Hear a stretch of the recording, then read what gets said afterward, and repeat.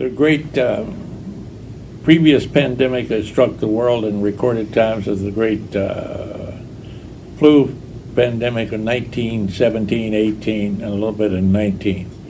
It's estimated that between 50 and 100 million people worldwide died, and over 600,000 Americans died during the pandemic.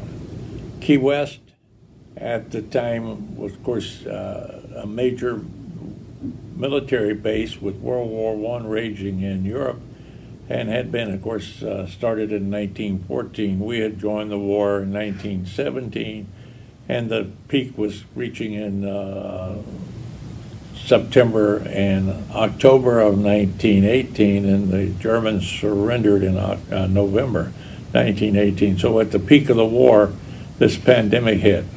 Well, it hit Key West that fall. September probably was the first case.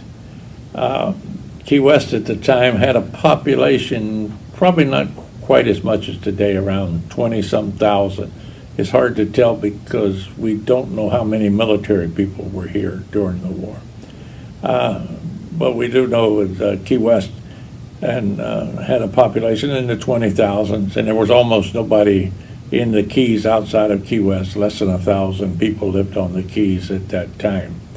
So our basic information comes, we know that there was 2 hospitals here. The Navy had a hospital, and it was called the Marine Hospital for the merchant marine sailors on the American ships could be treated at it. The first reported cases were actually military guys that came in here and brought the flu in.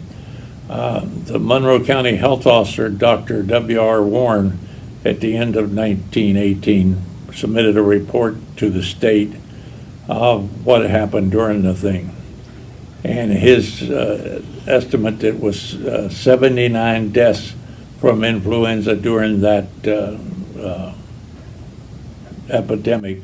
Most of the deaths happened in October, and it was divided between the military and the civilians. There was 44 civilians died during the epidemic, and 35 in the government service, military and merchant marines at the Marine Hospital. But the doctor also estimated that about 20% of the people in Monroe County had had the flu during that pandemic.